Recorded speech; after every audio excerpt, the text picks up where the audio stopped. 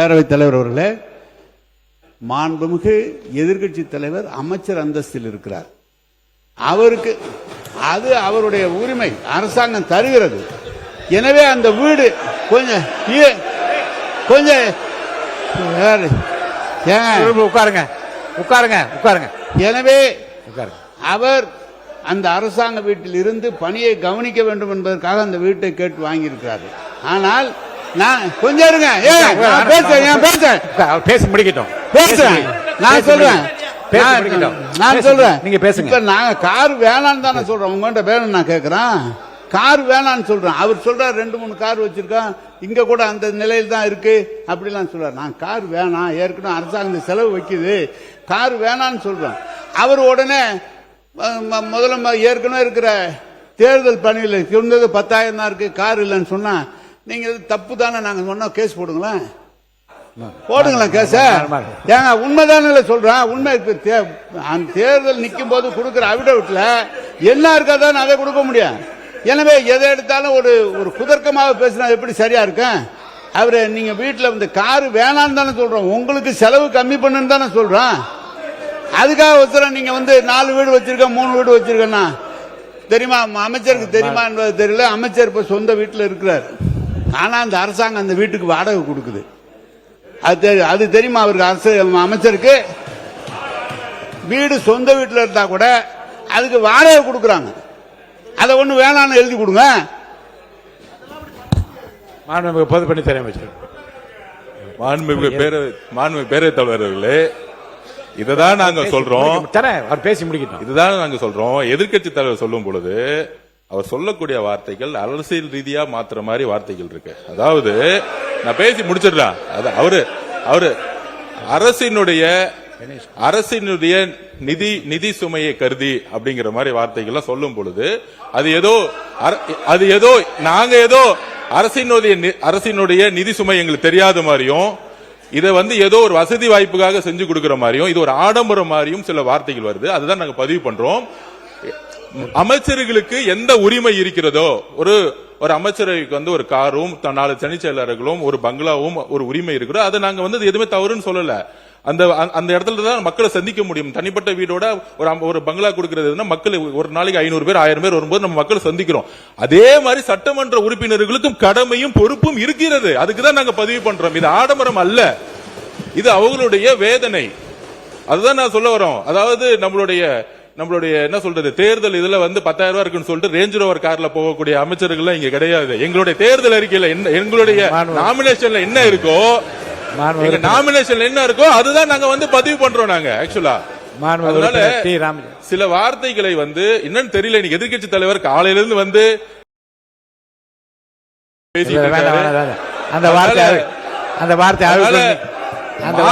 மானிய கோரிக்கைப்படி அந்த வார்த்தை அவைக்கும் நீக்கப்படுகிறது. உறுப்பினர் டி ராமச்சந்திரன் பேசுங்க. அவங்க கருத்து சொல்லுங்க. இல்ல கம்யூனிஸ்ட் கட்சி சார் அவங்க சொல்லிட்டு சொல்லுங்க, உங்க கருத்து சொல்லுங்க. மாண்புமிகு பேரவைத் தலைவர்களே, சொல்ல வைக்கிறேன், பேசி முடிக்கிட்டு சொல்ல. மாண்புமிகு பேரவைத் தலைவர்களே, சுருக்கமா சொல்லுங்க. சில சட்டமன்ற உறுப்பினர்கள் கார் வேண்டும் என்று முதலமைச்சர் கோரிக்கை வச்சாங்க. ஆமா, முதலமைச்சர் அறிவிச்சிருக்காங்க. ஆமா, ஆகவே இல்லாதவங்க கொடுக்க வேணும்னு சொல்ல, எங்களை பொறுத்தவரை கார் தேவையில்லை என்பது எங்களுடைய நிலைப்பாடு என்பதை தெரிவித்துக் மாண்புமிகு உறுப்பினர் கணேஷ்குமார், முனைவர் கணேஷ்குமார் அவங்க சொல்லிட்டேன். மாண்புமிகு பேரவைத் தலைவர் அவர்களே, ஒரு சட்டமன்ற உறுப்பினருக்கு மக்கள் பணி செய்வது என்பது மிக அவசியமான ஒன்றுதான். அவர்களுக்கு கார் என்பது ரொம்ப முக்கியமான விஷயம். ஏன்னா கார் வந்து அனைத்து கிராமங்களுக்கும் சென்றடைவதற்கும், இப்ப என்னுடைய தொகுதியெல்லாம் எடுத்துட்டீங்கன்னா 330 ஊராட்சிகள் கிட்ட இருக்கு. அதெல்லாம் போய் பார்க்கணும்னா பொருளாதாரத்தில் பின்தங்கிய சட்டமன்ற உறுப்பினர்களுக்கு கார் என்பது ரொம்ப அவசியம் தான். இப்ப என்கிட்ட எல்லாம் கார் இருக்கு, எனக்கெல்லாம் கேட்டீங்கன்னா கார் தேவையில்லை. அப்ப எங்களுடைய விருப்பத்தையும் கேட்டு எங்க கட்சியிலே 2 பேருக்கு வந்து உண்மையிலேயே பொருளாதாரத்தில் பின்தங்கியவர்கள் இருக்கிறாங்க. மற்ற கட்சி உறுப்பினர்கள் நான் போன வாட்டி அங்க கேட்ட போது கூட 2ஆம் முறை சட்டமன்ற உறுப்பினராக இருப்பவர்கள் கூட பொருளாதாரத்தில் பின்தங்கியவர்கள் இருக்கிறாங்க. அப்ப பொருளாதாரத்தில் பின்தங்கி இருப்பவர்களுக்கு யாருக்கு உண்மையிலேயே கார் தேவையோ அவர்களுக்கு வழங்கலாம் என்பதுதான் எங்களுடைய கருத்து. அந்த நிலைப்பாடு அதை நீங்க சொல்லுங்க.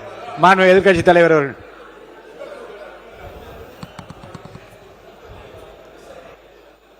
பேரவைத் தலைவர் அவர்களே, எங்களுடைய தலைவர் இதை அரசியல் செய்வதற்காக கிடையாது. இந்த அரசு பொறுப்பேற்ற முதல் நாள்ல இருந்து சொல்வது கஜானாவை தொடச்சு வச்சுட்டு போயிட்டாங்க, கஜானால பணம் இல்லை என்பதுதான் தொடர்ந்து இவங்க வச்சிருக்கக்கூடிய குற்றச்சாட்டு.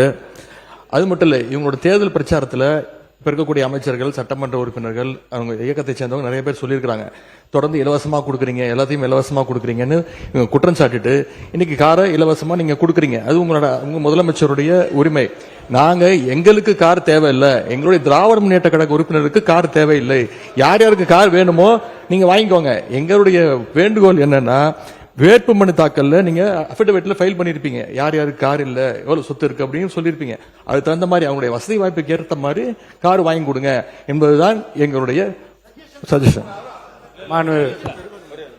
மாண்பு சிறுபான்மைத்துறை அமைச்சர் விடுங்க, அவங்களுக்கு கொஞ்சம் விடுங்க, கொஞ்சம் சிறுபான்மையை கொஞ்சம் விடுங்க. மாண்பு சிறுபான்மைத்துறை அமைச்சர்.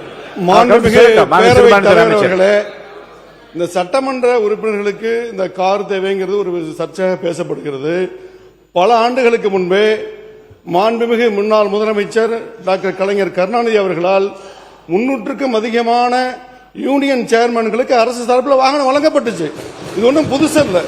அப்பெல்லாம் நிதி நிலைமை அப்பவும் இப்படிதான் இருந்தது.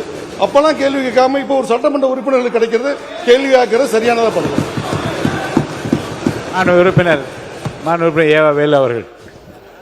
மாண்புமிகு பேரவைத் தலைவர்களே, அன்னைக்கு அனௌன்ஸ்மெண்ட் என்னன்னா, அனைத்து சட்டமன்ற உறுப்பினர் தான் அனௌன்ஸ்மெண்ட். நல்லா புரிஞ்சுங்க. இப்ப நாங்க சொல்றோம் அனைத்து சட்டமன்ற உறுப்பினர் சொன்னா எல்லாம் சேர்த்து தான் சொல்லிருக்கீங்க. ஆமா, எங்க கட்சி தலைவர் சொல்றாரு ஏற்கனவே அரசாங்கம் கடன் பட்டு இருக்கிறது, விவசாயிக்கு முழுமையா தள்ளுபடி செய்யல, இப்படிப்பட்ட நிலையில நமக்கு கார் வேணாம் அப்படின்னு எங்களை அறிவுரை சொல்றாரு. அதனால திமுக சார்பா இருக்கிற 59 உறுப்பினர் தான் நாங்க எங்களுக்கு வேணான்னு சொல்ற மொழிய, அந்த பத்திர வேணாம் நீங்க வாங்காத அப்படின்னு நாங்க சொன்னோம். எங்களோட துணைத்தலைவர் அதான் சொன்னார். அதை புரிஞ்சிக்காம அரசியல் பண்றீங்க இதுல என்ன அரசியல் இருக்குது? ஒண்ணு. ரெண்டாவது, இப்ப 59 சட்டமன்ற உறுப்பினர் வந்திருக்கிறோம், எல்லாருக்கும் வீடு கொடுத்திருக்கிறாங்க. கொடுக்க முடியாது. அரசாங்கத்துக்கு எப்பொழுதும் எதிர்க்கட்சி தலைவர் அந்தஸ்து இருக்கிற பொழுது அவர்கள் அமைச்சருக்கு இணையானவர்கள் என்று அமைச்சருக்கு என்னென்ன வசதியோ அந்த வசதி தராங்க. இது அரசாங்கம் போட்டிருக்கிறது. நீ நானும் பார்த்துல அது புரோட்டோகால். அது அந்த புரோட்டோகால் அப்புறம் அரசாங்கம் தான் நீங்க கொடுத்திருக்கீங்க. அப்புறம் அரசாங்கமே கொடுத்துட்டால் குறை சொன்னா என்ன அர்த்தம்? அதுவும் தவறு. அதனால புரிஞ்சுன்னு பேசுங்க. ரெண்டாவது, நாங்க எங்களை பொறுத்த அளவுக்கு நீங்க கஞ்சாடை காட்டினால காட்டினாங்க நாங்க ஒத்துழைக்கிறோம். ஆனா சட்டமன்றம் பெரும்பான்மையாக பிரச்சனைக்கு யாரு ஆளாகிறாங்க? அந்த பகுதியில் இருக்கிறதா பிரச்சனை எழுப்பி உங்களுக்கு ஒத்துழைக்கல. இல்ல மாண்பு உறுப்பினர், இல்ல எல்லாருடைய ஒத்துழைப்பும் சிறப்பாக இருக்கிறது. திருப்பி முடிச்சிடலாமே இதை. இல்ல சொல்லிட்டாங்களே, இல்ல உங்களுடைய இல்ல உங்கள் நிலைப்பாட்டை தெளிவா சொல்லிட்டீங்களே, பேசுங்க. மாண்புமிகு பேரவைத் தலைவர் அவர்களே, சிறுபான்மைத்துறை அமைச்சர் அவர்கள் சொன்னார் சேர்மன்கெல்லாம் தலைவர் கலைஞர் கார் கொடுத்தார். சட்டமன்ற உறுப்பினருடைய பணி வேறு, உள்ளாட்சி பிரதிநிதிகள் உள்ளாட்சியிலே தலைவராக இருக்கிறவருடைய பணி வேறு. அவங்க நேரடியா ஒவ்வொரு இடத்துக்கும் சென்று பார்க்க வேண்டும். கொஞ்சம் தயவு செய்து சொல்றேன், கொஞ்சம் கேளு தம்பி. உள்ளாட்சித்துறை அமைச்சர் கொஞ்சம் இருங்க. காரு எங்களுக்கு வேணான்னு சொன்னதுக்கே இவ்வளவு கோவப்படுறீங்க. கொடுத்தன்னு சொல்றாரு. ஒரு உள்ளாட்சி துறையில சேர்மனா இருக்கிறவரு, 30 பஞ்சாயத்தை பாக்குறவரு, 30 பஞ்சாயத்தை நிர்வாகத்தை பாக்குறவரு. சார், செக் பவர் உங்களுக்கு இருக்கா? சட்டமன்ற உறுப்பினர் செக் பவர் இருக்கா? உள்ளாட்சி பிரதி தலைவருக்கு செக் பவர் உண்டு. எனவே நீங்க உள்ளாட்சி தலைவர் கொடுக்கிறோம். மாண்புமிகு பேரவைத் தலைவர் அவர்களே,